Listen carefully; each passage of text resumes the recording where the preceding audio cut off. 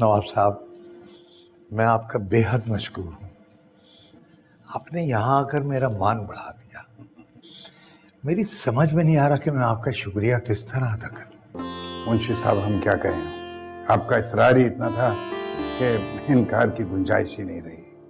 حالانکہ گھر میں کافی مصروفیت تھی. آپ تو جانتے ہیں فاخرہ کئی سال بعد پاکستان آ رہے ہیں. وہاں ان کا بڑا گھر ہے، بہت ساری آسائشیں ہیں، گاڑیاں ہیں ان کے پاس وہاں پر.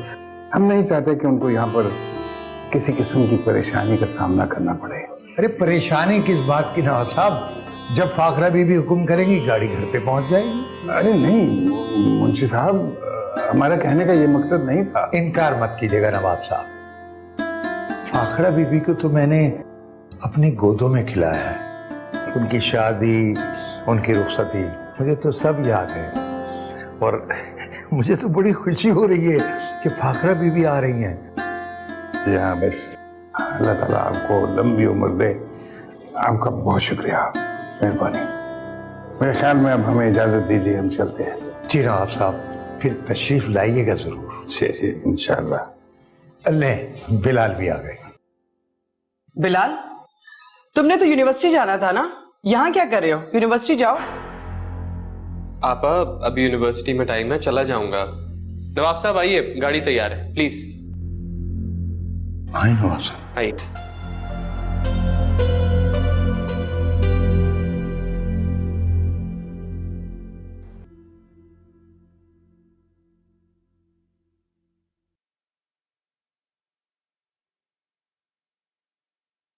السلام علیکم آپا.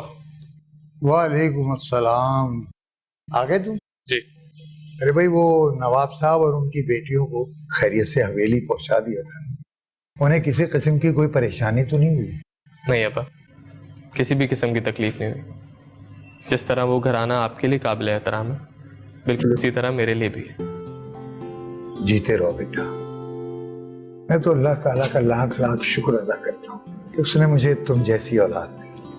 بیٹا، تم نے میرا مان رکھا ہے اعلیٰ تعلیم حاصل کر کے. اب تو ایک ہی خواہش ہے بیٹا کہ تمہارے سر پر چہرہ دیکھنے کی آرزو پوری ہو جائے. ابا، میری شادی؟ ابا اتنی جلدی کیا ہے؟ بیٹا، تم میری آخری ذمہ داری ہو. یہ فرض پورا ہو جائے تو سکون مل جائے گا. ابا وقت آنے پر یہ کام بھی پورا ہو جائے گا. فی الحال میری ساری توجہ میری پڑھائی پر ہے. پہلے اپنی پڑھائی مکمل کر لوں، پھر شادی کے بارے میں سوچوں. اچھا بیٹا، جیسی تمہاری مرضی. اور ہاں، وہ فاخرہ بی بی پاکستان آ رہی ہے، گاڑی لے کے ایئرپورٹ چلے جانا. انہیں کسی قسم کی کوئی تکلیف نہ ہو. آپ فکر نہ کریں ابا، انہیں کسی بھی قسم کی تکلیف نہیں ہوگی. ہاں بیٹا، وہ پردے کا خاص خیال رکھنا.